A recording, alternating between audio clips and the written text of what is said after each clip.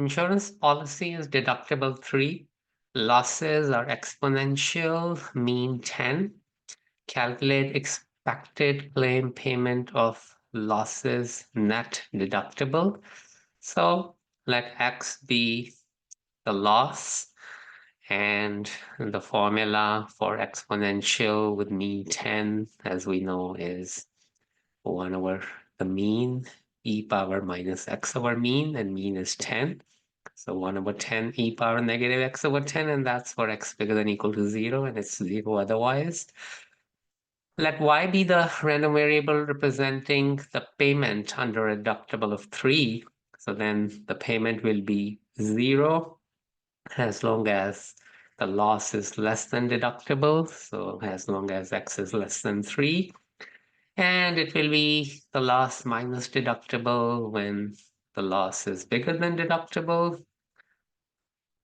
And the expected value of y will just be the integral of y against the PDF. And since we have to express y in terms of x, so we will be integrating y against the PDF of x. So y is x minus 3 when x is bigger than 3. So bigger than 3 means the integral limits will be 3 to infinity. And we replace y with x minus 3, and the PDF is 1 over 10 e to the negative x over 10. And now recall our integration by parts shortcut, which says that the integral of x plus k e to the ax equals x plus k eax over a minus eax over a square. And in this case, a is negative 1 over 10, because a is the coefficient of x over here in the e power. And k is negative 3, because we have x plus k here and we have x minus 3 here. So that means k is negative 3. And we can pull out this 1 over 10.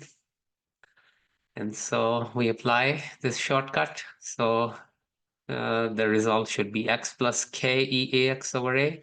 So x minus 3 e minus x over 10 over negative 1 over 10 minus e ax over a square. So e to the negative x over 10 divided by negative 1 over 10 whole square, and from 3 to infinity.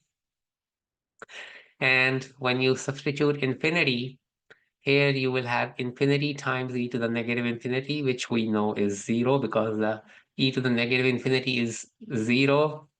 And the exponential dominates the polynomial. So we are getting an infinity from the polynomial when we have infinity minus 3, but we are getting a 0 from the exponential when we have e power negative infinity. And so that 0 is going to dominate this infinity, because the 0 is coming from the exponential. And similarly here, e to the negative infinity is 0. So the upper limits are both 0. So we have 0 minus 0.